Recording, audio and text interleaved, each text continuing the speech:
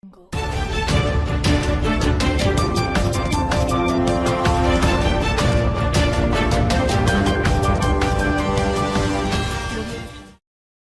dim for DACA deal as lawmakers battle over Trump's immigration remarks. After 3 days of denunciations from around the world, President Trump declared that he is not a racist on Sunday, even as the uproar over his vulgar remarks on immigration overshadowed critical issues facing the Capitol, including efforts to protect young undocumented immigrants and avert a government shutdown. Mr. Trump also insisted that he had not made the inflammatory comments in a White House meeting on Thursday, part of a newly aggressive defense and a counterattack on Democrats by the president and his allies. But his remarks on Sunday were a departure from the White House's initial statement last week, which did not deny the comments. "I'm not a racist," Mr. Trump said on Sunday night as he arrived at Trump International Golf Club in Florida for dinner with Representative Kevin McCarthy of California, the majority leader, who attended the meeting last week and has not spoken publicly about it. "I am the least racist person you have ever interviewed, that I can tell you." His comments, while extraordinary coming from a president of the United States, echoed reassurances Mr. Trump has made several times before. Earlier Sunday, Mr. Trump declared on Twitter that the Obama-era program shielding young undocumented immigrants from deportation was probably dead, while a Republican senator who attended the Thursday meeting where the president discussed immigration denied that Mr. Trump had used the word shithole in describing African nations. The senator, David Perdue of Georgia, also accused another participant in the White House meeting, Senator Richard J. Durbin, Democrat of Illinois, of a gross misrepresentation of what the president had said at the session.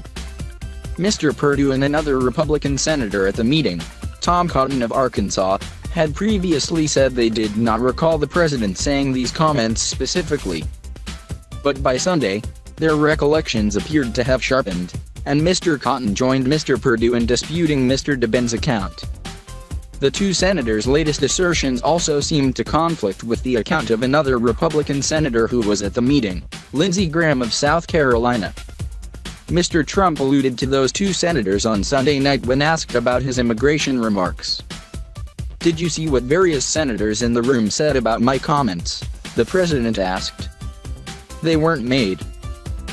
The rift over Mr. Trump's comments, and how they have since been recounted, risked further eroding trust between Democrats and Republicans at the beginning of a critical week for Congress. Government funding is set to expire on Friday, and lawmakers will need to pass a stopgap spending measure to avoid a government shutdown on Saturday. And lawmakers are already facing a difficult fight over the politically volatile subject of immigration, with the fates of hundreds of thousands of young immigrants hanging in the balance. Adding to the uncertain picture for those immigrants, the Trump administration resumed accepting renewals for the program over the weekend, under orders from a federal judge who is hearing a legal challenge to Mr. Trump's dismantling of the program. But in Congress, the battle took on an increasingly personal dimension as Mr. Perdue and Mr. Cotton essentially accused Mr. Durbin of lying about the president's comments, even after the vulgar remarks were widely reported and the White House did not immediately dispute that the president had made them. "I didn't hear that word either," Mr. Cotton said on CBS's Face the Nation. "And I was sitting no further away from Donald Trump than Dick Durbin was." Mr. Cotton said Mr. Durbin has a history of misrepresenting what happens in White House meetings, an assertion that Mr. Perdue made in his own interview Sunday morning on ABC's This Week. Ben Martyr, a spokesman for Mr. Durbin, responded by suggesting that Mr. Perdue and Mr. Cotton should not be believed. "Credibility is something that's built by being consistently honest over time," Mr. Martyr wrote on Twitter. "Senator Durbin has it. Senator Perdue does not. Ask anyone who's dealt with both." Mr. Graham had previously told a fellow South Carolina Republican, Senator Tim Scott, that reports in the news media of Mr. Trump's language were basically accurate. A spokesman for Mr. Graham did not respond to a request for comment on Sunday. Senator Jeff Flake, an Arizona Republican who is part of a bipartisan group of senators that has developed an immigration proposal, said on Sunday that people in the room with Mr. Trump during Thursday's meeting told him that the president had used the inflammatory language. I was in a meeting directly afterwards where those who had presented to the president our proposal spoke about the meeting, he said on This Week. I heard that account before the account even went public. The other lawmakers at the meeting, all Republicans, have not offered any public recollection of what the president said. The Homeland Security Secretary, Kirstjen Nielsen, who also attended the meeting, said on Fox News Sunday that she did not recall the president saying that exact phrase.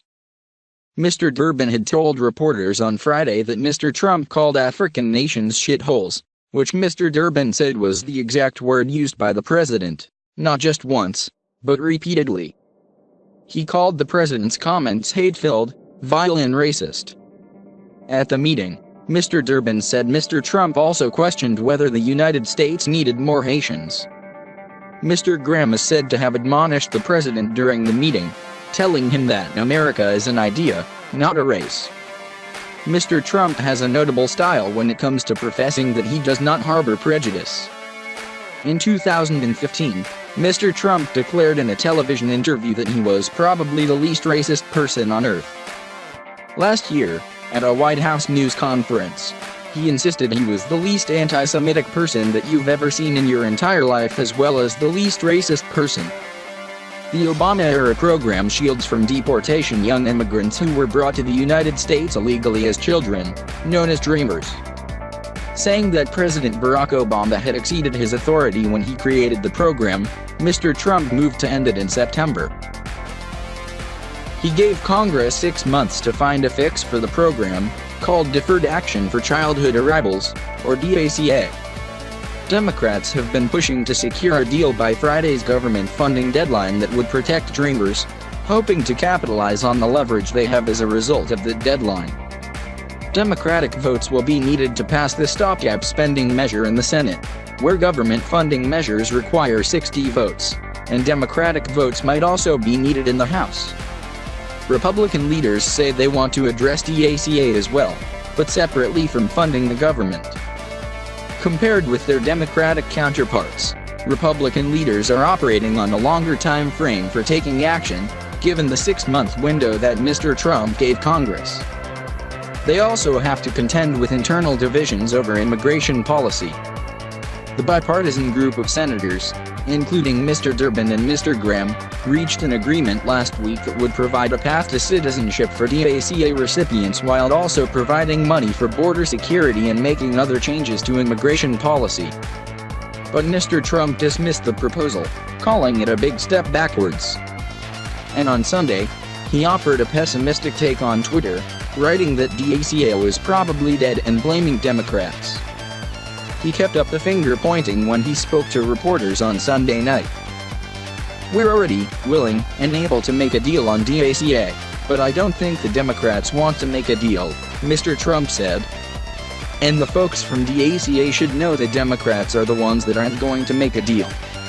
Still, administration officials said they intended to abide by an order from Judge William Alsup of Federal District Court in San Francisco last week to restart the DACA program, with some modifications, while a legal challenge plays out.